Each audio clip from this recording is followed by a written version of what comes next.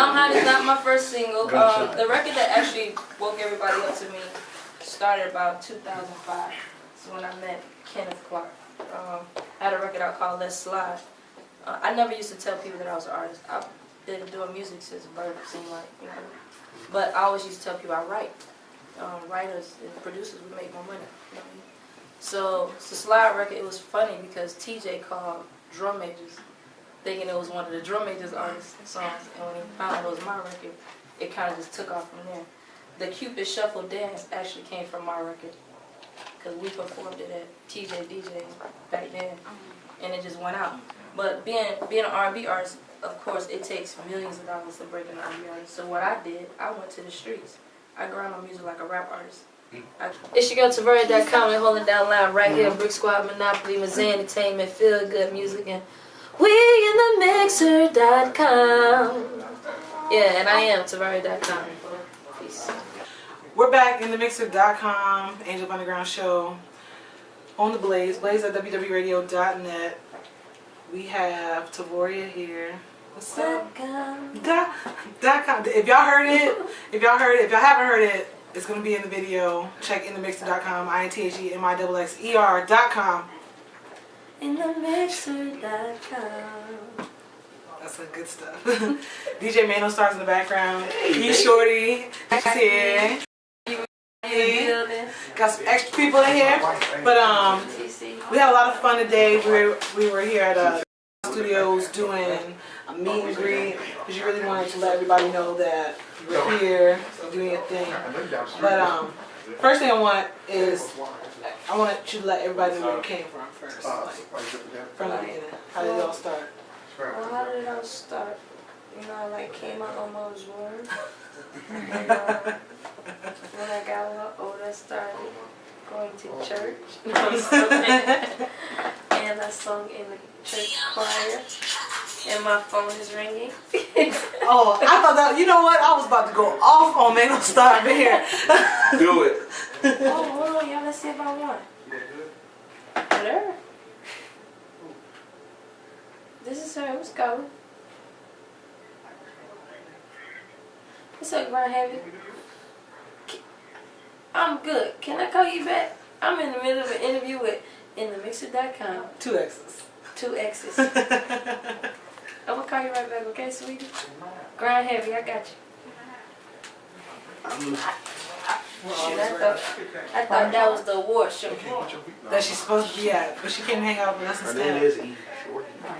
So look, how it all started was, you know, like music has always been a part of my life.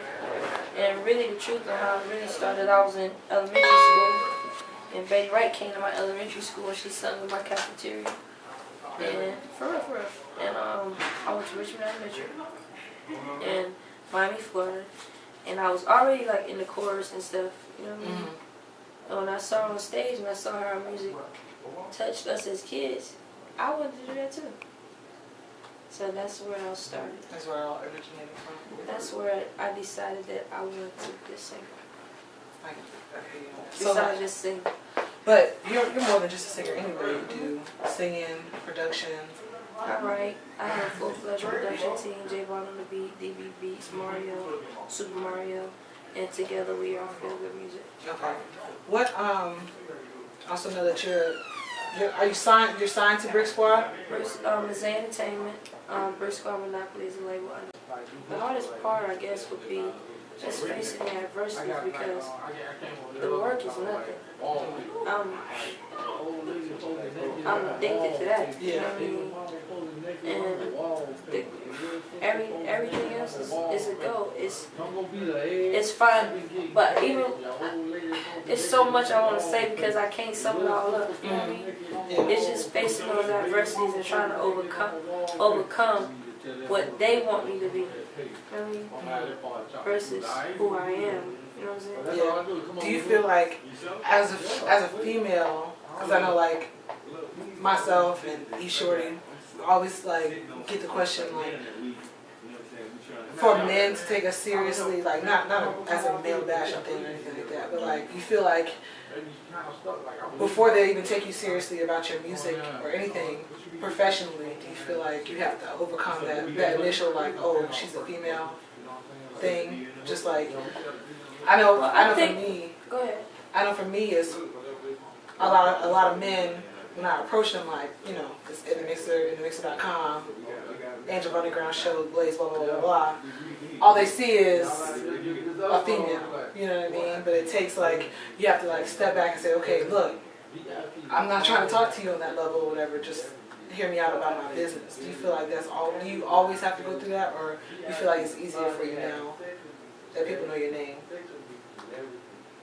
I feel like I haven't really, when it comes to the men, I haven't had that issue. Tell them that. Hey, VIP, y'all loud. And I haven't had that problem with the guys, you know what I'm saying? Because I always grind through. But the only way I can break through is if I just relax, sit back, and now give myself to them and let them create me image-wise. You feel me? Yeah. Because the music is there. Everybody knows the music as far as like record execs and stuff like that, you know? Like Debbie, she loved me to death. Like, I think now it's deeper the music between her and I. Because I'm going to do music with or without the industry. Because it's what God gave me. And it's the only thing that keeps me sane. You know what I'm saying? So it's my own therapy by nature. So when it comes to guys believing in me and facing adversities, it's always that challenge. They never take women serious at first. You know what I mean? That's why we have to work harder. Yeah. So we have to know what they know and research what they don't know. So, and it's not nothing to belittle them or nothing like that, but how many women in the game that are top execs and that are still standing? You know what I'm saying? So you have to salute to women like Deborah Anthony, Sylvia Rome. You know what I mean? Even like those that are, you know, legend, Missy Elliott, Queen Latifah, you know what I mean? They got in, they did what they were supposed to do, and they became successful. You know what I mean? Their names don't die. That's one thing about the industry we're in. Women that have been successful in this business, their names are still solid in this business. You know what I mean? So, MC Light, you know what I mean? She's still working. Still working. Still working. You know what I mean? So I want to be one of those women. You know? Let's talk about the single, I'm Hot. We were talking earlier, you were telling us you had like a lot of other singles before now, but I'm Hot is really like the big push. Yeah, it's the big push. How long, first of all, how long have you been pushing that particular record? I don't even think it's been a month. Really? For real. It's so crazy, yo. The push kind of just started, you know what I'm saying? And it's amazing to me to see what it has done in such a short amount of time. It may be 2 months, you know? Because we went through the whole prepping the record, getting it mixed, making sure it's registered. It's like when I first brought it to Debbie in India, I had this whole crazy idea. And it was just like, stop y'all, I think I got a song. I don't know, but just hear me out, you know what I'm saying? And one thing, anybody that knows me will tell you that I never come and be like, well, I got a hit. Yeah. Because I don't know, you know what I mean? When I did I'm Hot, I was intimidated by the record. Really? Did you write it? I wrote it. You wrote it, the whole thing? Everything. It was produced by my producer, J-Von on the beat. You know what I mean? I write all my music. I'm a boss was a collective piece of work. We all, you know, one of them big session vibes. And I just let everybody come in and put it on it, you know. So shout out to everybody else, you know. And it was crazy. So I told my team about it first. I was like, look, we're gonna work this record. And then we're gonna tell everybody. And I wanted to work the record backward. I actually didn't even want to give it to the DJs first. I wanted to give it to the dancers first. because the more I was going to the clubs, I was like, who really breaking records? Yeah. The girls break the records. This is my fact. You let ladies in free all night. If the ladies outside the club and the ladies are right around the building, who gonna come in the club? The guys. The guys. If the girl's on the floor dancing to the record, who gonna come dance with her? If the girl is stripping to a record and the DJ ain't got the record, what the DJ gonna do? He gonna get the record. He gonna get the record. So if I had all the dancers in Atlanta dancing with my record first and taking it to the DJ, it's as if the streets took it to him, and now he's like, where the hell you get his record from? You feel what I'm saying? But again, the one thing I had to keep remembering in the back of my mind that somebody instilled in me was foster your relationships with DJs. And I have a lot of relationships with DJs. So I just decided to give it to them both at the same time. The dancers and the DJs. And I know that's what you're pushing right now. The Respect the DJ campaign and everything like that. Tell us about the story. You told me a story about you did play 2 tracks in a strip club. Oh yeah. It was too funny, y'all. Last night was so crazy. So we go to Onyx. I'm on the strip club tour. The strip club tour is really only set for Atlanta because it's, you know, that strip club capital there in Florida, but we're gonna do it everywhere, you know. And I go to Onyx. It's about, we got the club at 2 a.m. coming in. Clubs close here at 2 a.m. Club didn't close till 3:30 last night. But they play I'm Hot. Everybody jigging. Dance ain't like mine. They play it again, boom.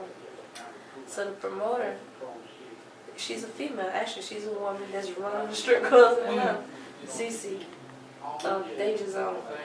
And she's like, man, sis, man, I got to have, I'm a boss. I said, I can't give you the record, Cece, it ain't out yet. She said, I'm telling you, sis, that's the song. That's my song. I said, damn. All right, I'm going to give you a CD. So I give her the CD with I'm Hot first, and I'm a boss. Man, they played I'm a Boss last night. I did not know a body could shake like that. I got to get on top of my Pilates. Don't we all? For real.